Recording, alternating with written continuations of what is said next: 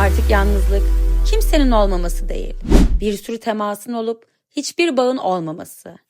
Hep birileri var ama kimseye tutunamıyoruz. Ve bu tesadüf değil. Ve tam burada esas meseleyi soruyoruz. Bu çağ yalnızlığı ne zaman ve nasıl bir ürüne çevirdi? Eskiden yalnızlık daha net bir şeydi. Birinin olmamasıydı, mektubun gelmemesiydi, telefonun çalmamasıydı. Bekleyip kimsenin gelmemesiydi. Bugün yalnızlık böyle değil. Bugün yalnızlık kalabalığın içinde yaşanıyor. Mesajlar var, DM'ler dolu, storyler var. Yazarsan buradayım hissi var. Ama biriyle gerçekten kalmak yok. Bu yüzden şunu çok sık hissediyoruz. Bir sürü temas var ama bağ yok.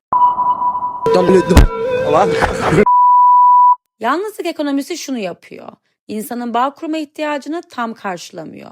Ama tamamen de aç bırakmıyor. Arada bir yerde tutuyor. Yani tam yalnız değilsin ama tam bağlı da değilsin. Ve bu aralıkta bir sürü şey çalışıyor. Uygulamalar, platformlar, servisler, formatlar. Bizim zamanımızda mektup vardı yani. Değil mi? Sen ne güzel dedin onu ya. Hepsi şunu sana söylüyor. Kimseye muhtaç olmadan hayatını kurabilirsin. Bu başta çok iyi hissettiriyor. Ama zamanla şu his geliyor. Kimseye göre ayarlamıyorum ama kendime de denk gelemiyorum.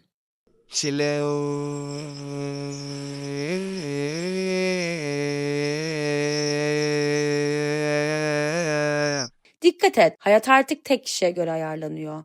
Bu sadece bir tercih değil, bu bir tasarım. Ve bu tasarım kendini en net markaların dilinde gösteriyor. Markalar artık şunu sormuyor, insanlar neden yalnız? Şunu soruyor, yalnızken neye ihtiyaç duyuyor? IKEA küçük alanlara özel yalnız yaşam mobilyaları geliştiriyor. Alt metin net. Bu hayat tek başına da kurulabilir. Netflix kişisel ekran başı deneyimini birlikte izliyormuşuz gibi paketliyor. Aynı şeyi izliyoruz ama aynı yerde değiliz. Amazon evde yalnız kalanlar için sesli asistanlarını güncelliyor. Sessizliği dolduruyor ama karşılık istemiyor. Ve Türkiye'den bir örnek getir. Yalnız akşamları keyfe dönüştür diliyle yalnızlığı bir deneyime çeviriyor. Kimse sana yalnızsın demiyor. Şunu diyorlar. Yalnızken de her şey mümkün. Ve mesele şu. Mümkün olan şeyler arttıkça birbirimize tahammül kası zayıflıyor. Tahammülsüzlük aslında ya. İnsanlar, ben kendi adıma konuşayım, tahammül edemiyorum artık. Bu da hayatın getirdiği şartlar, yaşam koşuşturması vesaire. Ben böyle olduğunu düşünüyorum. Çünkü bağ dediğin şey tek kişilik çalışmaz. Bağ başkasının temposuna biraz sabretmeyi ister. Ve sonra şu soruya geliyoruz. Hayat bu kadar bize göre ayarlanmışken neden bu kadar yalnız hissediyoruz? Çünkü yalnızlık ekonomisi yalnızlığı değil, kontrol edilebilir yakınlığı satıyor. Yakınlık hissi var ama bağ sorumluluğu yok. Şu cümleyi daha önce kendine söylediysen yalnız değilsin. Şu an kimseyle uğraşacak halim yok ama biri de hayatımda olsun istiyorum. Bu bir çelişki değil. Bu çağın normal hali. Çünkü bugün yakınlık istiyoruz ama bağın riskini almak pahalı geliyor. İnsanlar yalnızlaşıyor ama bağ ihtiyacı kaybolmuyor. Sistem şunu keşfediyor. İnsanlar bağlanmak istemiyor ama bağsız da kalamıyor. Kediler varsa yalnız sayılıyor muyuz? İşte yalnızlık ekonomisi tam olarak bu aralığı yönetiyor. Sana şunu demiyor, yalnız kal. Şunu diyor, yakınlığı risk almadan yaşayabilirsin. Son yıllarda dilimize bazı cümleler girdi, dikkat et. Biraz kendime bakmam lazım. Şu an bağlanacak modda değilim. Personal space'e ihtiyacım var. Akışta kalmak istiyorum. Bir şeyleri ağırdan alalım. Bunlar yanlış cümleler değil. Çoğu zaman gerçek bir ihtiyacı anlatıyorlar. Ama artık sadece bir ruh halini değil, ilişkiler için yeni bir protokolü tarif ediyorlar. Yani şunu söylüyorlar, yaklaşabilirsin ama çok yaklaşma. Kalabilirsin ama alışma. İlgilenebilirsin ama bağlanma. Artık ilişkiler nasıl başlar diye değil, gerekirse nasıl çıkarım diye kuruluyor. Ghosting bu yapının en görünür hali. Ama aynı protokol scene atıp kaybolmayı, story'den var olup hayattan yok olmayı, sessizce geri çekilmeyi de üretiyor. Love bombing, gaslighting, ghosting.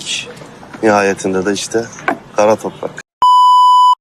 Mesele bir mesaj atmamak değil. Mesele şu, ilişkiler artık kalmak üzerine değil, çıkabilme hakkı üzerine inşa ediliyor. Bugün hayatımızda bir sürü yakınlık var. Ama çoğu gerçek bağ değil, simülasyon. Yalnız yememek için YouTube'da Benimle yemek ye videoları açıyoruz. Karşımızda biri varmış gibi ama o kişi bizi bilmiyor. Ya da yapay zeka ile konuşuyoruz. Cevap geliyor, ilgilenilmiş hissi geliyor ama o bağ itiraz etmiyor. Sohbet etmek benim için de çok keyifli. Çok naziksiniz. Keşke bütün insanlar da sizin kadar nazik olabilseydi. Gerçek söylüyorum, samimiyim, iltifat etmiyorum. Sizin bakış açınız çok farklı. Keşke sizin gibi görebilseydik her şeyi, dünyayı. Algılarımız sizin kadar hassas olabilseydi. Yorulmuyor.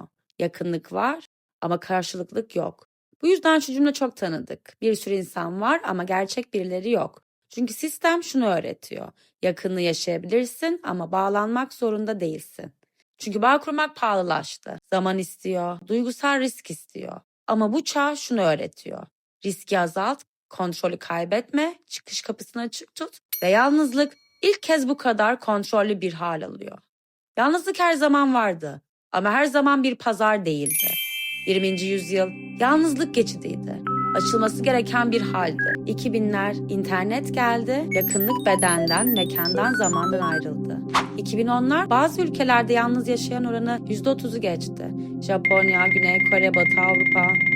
2017'de Economist Intelligence Unit şunu söyledi. Yalnızlık artık ölçülebilir, segmentlere ayrılabilir, bir ekonomik alan. Pandemi sonrası Harvard'ın 2021 raporu yalnızlığın sigara kadar zararlı olabileceğini söyledi. Ama çözüm olarak insanlara daha fazla insan değil, daha fazla araç sunuldu. 2000'ler dijital arkadaşlar. Yapay zeka sohbetleri, mukbangler. Bugün yaklaşık 1 milyar insan yapay sistemlerle duygusal temas kuruyor. Sonuç, yalnızlık artık bir duygu değil, bir düzen, bir yönetim modeli. Türkiye'de yalnızlık sessiz yaşanıyor. Kimse yalnızım demiyor, herkes şimdilik diyor. Burada bağ kurmak geleceği ciddiye almak demek. Ama gelecek en kırılgan şey. Bu yüzden piyasa şunu satıyor.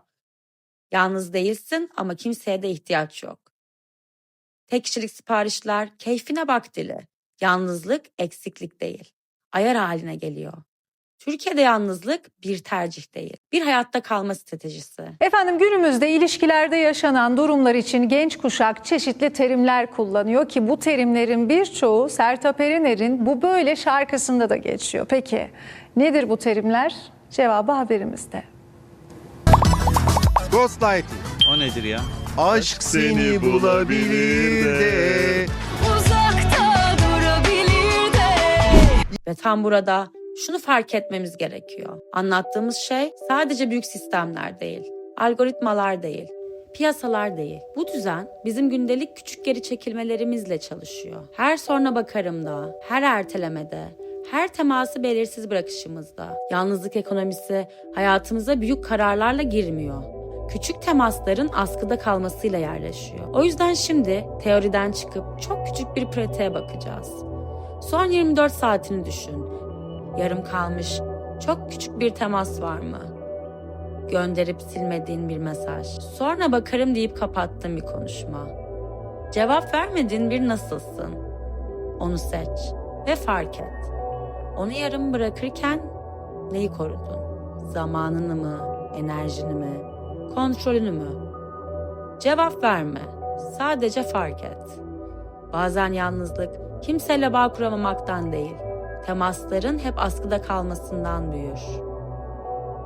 Ve bazen küçücük bir şey yeter. Bugün o askıyı fark etmek.